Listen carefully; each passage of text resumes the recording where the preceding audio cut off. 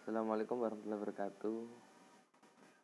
Di sini saya akan mempresentasikan tentang asas peradilan agama, mata kuliah manajemen dan administrasi di peradilan agama. Baik, sebelum masuki tentang asas-asas dari pengadilan agama, kita akan masuki terlebih dahulu dari pengertian asas itu sendiri. Definisi asas adalah dasar atau hukum dasar. Pengertian asas adalah prinsip dasar yang menjadi acuan berpikir seseorang dalam mengambil keputusan yang penting di dalam suatu kehidupan.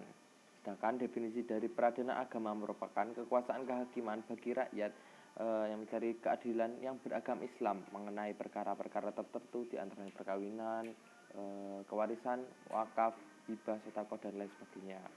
Jadi, asas peradilan agama merupakan dasar maupun acuan hakim dalam mengambil keputusan di lingkup perkara pengadilan agama. Kemudian asas peradilan agama, inti dari hukum terletak pada asas-asasnya yang kemudian diformulasikan menjadi perangkat peraturan perundang-undangan. Begitu juga dengan peradilan agama, terutama pada saat beracara di pengadilan agama. Asas peradilan agama meliputi asas personalitas keislaman, asas kebebasan, dan lain sebagainya. Berikut akan saya paparkan tentang asas-asas dari peradilan agama itu sendiri. Baik, yang pertama adalah asas personalitas keislaman.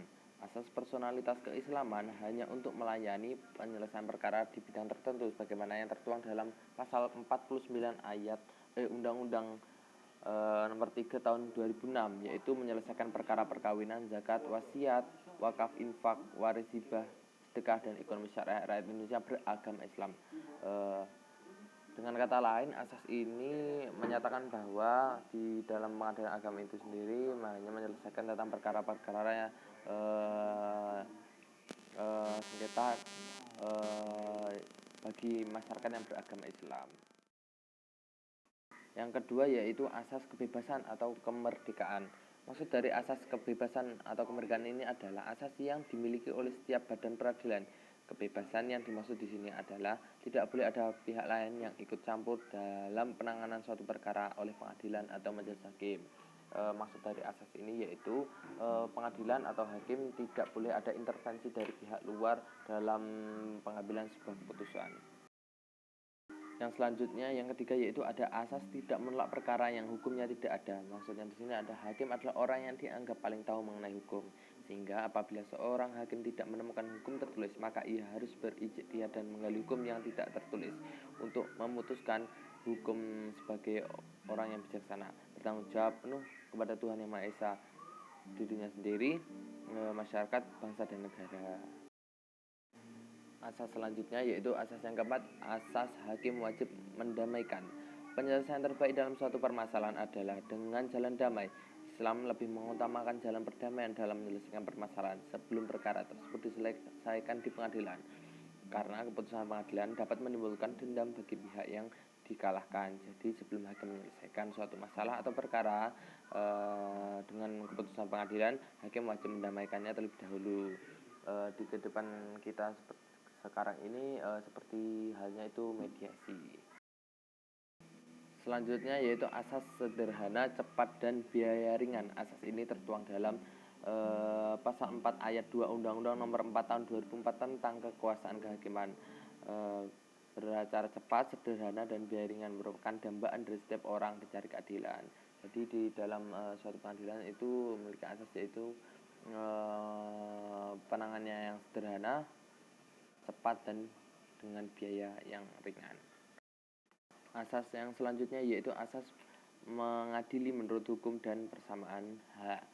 Berdasarkan pasal 5 ayat 1 Undang-Undang nomor 4 tahun 2004 tentang kekuasaan kehakiman, yaitu bahwa pengadilan mengadili menurut hukum dan tidak membeda-bedakan orang dalam acara hukum perdata. Asas ini dikenal dengan audit ad alteram partem, yang berarti bahwa pihak-pihak yang berperkara harus diperlakukan sama dan adil, masing-masing harus diberi kesempatan yang sama dalam memberikan pendapatnya. Jadi dalam asas ini menyatakan bahwa para hakim atau pengadilan itu harus memberikan keputusan tanpa harus memihak, melihat latar belakang dia itu dari golongan mana, namun harus mengadilinya secara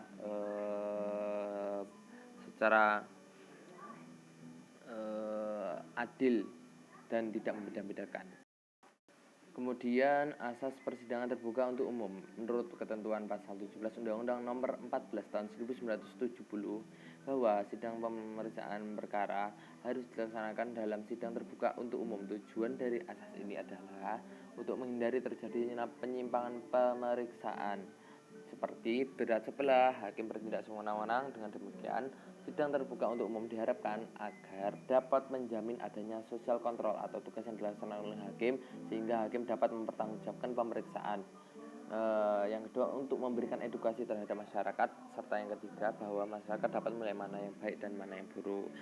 Dengan adanya asas ini diharapkan pengadilan atau hakim itu bisa benar-benar terbuka atau transparan. Pengecualian dari asas ini adalah pada perkara-perkara tertentu yang menurut sifat rahasia atau privasi, antara lain terhadap sengketa perceraian, perkara anak, dan lain sebagainya. Yang selanjutnya yaitu asas hakim wajib memberi bantuan.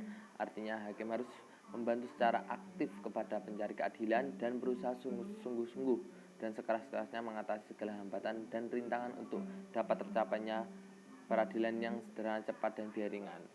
Asas ini menyatakan bahwa hakim itu harus memberikan bantuan bagi para pencari keadilan. Hakim wajib memberikan keputusan seadil-adilnya bagi orang yang merasa diperkarakan, seperti itu. Kemudian yang terakhir yaitu asas peradilan dilakukan dengan hakim majelis. Asas ini secara eksplisit dijelaskan dalam Undang-Undang Nomor 4 Tahun 2004 yang menyatakan bahwa pengadilan memeriksa, mengadili, dan memutuskan dengan sekurang-kurangnya 3 orang hakim. Tujuannya yaitu sidang peradilan harus majelis hakim. Kenapa? Yaitu adalah untuk menjamin pemeriksaan yang subjektif guna memberikan perlindungan hak-hak asasi manusia dalam peradilan. Mungkin cukup sekian presentasi dari saya, kurang lebihnya saya mohon maaf. Wassalamualaikum warahmatullahi wabarakatuh.